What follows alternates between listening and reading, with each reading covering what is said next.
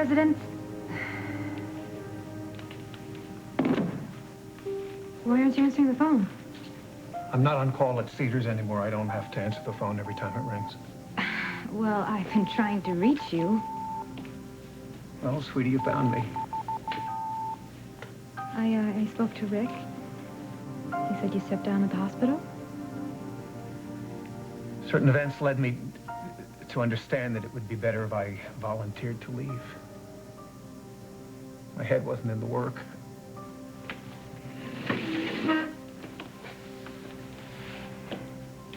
I would ask you since when, but I already know. What are you doing, Dad? I'm just dropping out of sight for a while. I mean, you and Rick must have talked about my What's the matter? Nothing. I've been having these headaches. Migraines? Do you want me to get you something? No, I'm not taking anything for it. I just need a little rest. Well, at least let me get you a glass of water, okay?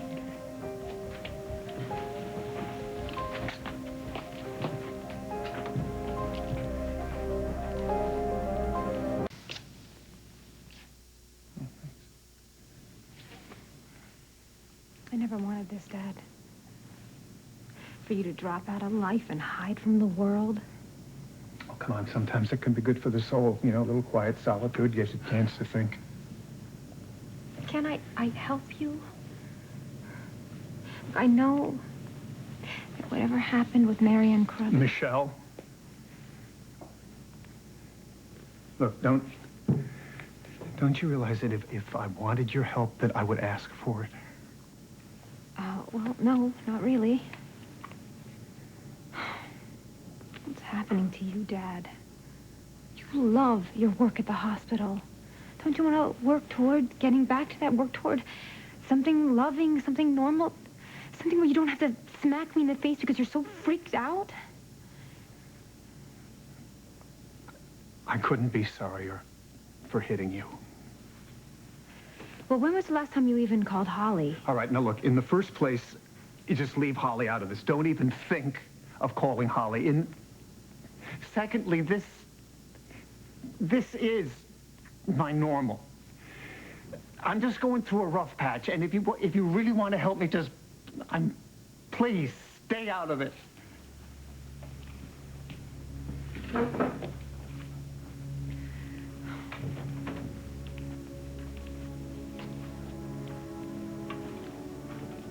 Dad, you are surrounded by people who love you. And we refuse to give up on you. And I really appreciate that, but if you could just... Dad, look, I know that you are scared that something might happen if you admit the truth about Marianne's accident, but... Please, will you just stop talking? No, Dad, but if you were scared one other time in your life, weren't you? When you had to quit drinking, weren't you scared then? I mean, you didn't know what being sober would mean, how you're going to live your day minute to minute. Breaking that addiction must have just seemed impossible for you, right? But you did it. What do you want from me? Is this why you came over here? To harass me about why not answering the phone? About why can't you try to go back to be normal? Why can't you get out of the house now, except don't go to the hospital? Don't you understand that what it is that you want from me, I can't give it? You can't hole up here in this house and in this kitchen and ignore the world. You can't.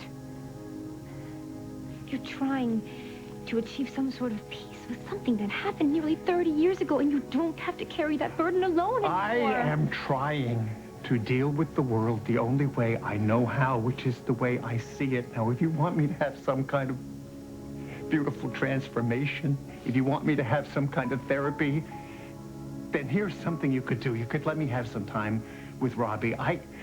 Spending time with my grandson now would do me such a world of good. He's the only person left in my family that I don't have to answer to. Oh, come on, let me spend the night with him. I mean, we could go out and play in the park, and tomorrow, drive up to the city and see a Bulls game? Dad. Considering what you're going through and how you're acting, I can't allow that.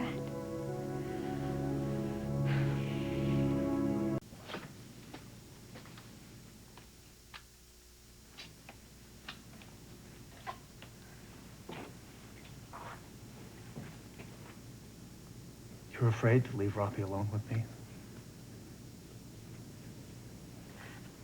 I'm sorry, Dad, but I am. I would never put my grandson in danger. Well, you might have said the same thing about your daughter. But ask me how safe I feel around you right now. This is ridiculous. This is ridiculous. I could never hurt you. We both know that you have. Dad, you're short-tempered. You're avoiding me. You refuse to acknowledge any legitimate concerns that I have. I see. Oh, Dad. This isn't gonna go away. No matter how long you hide.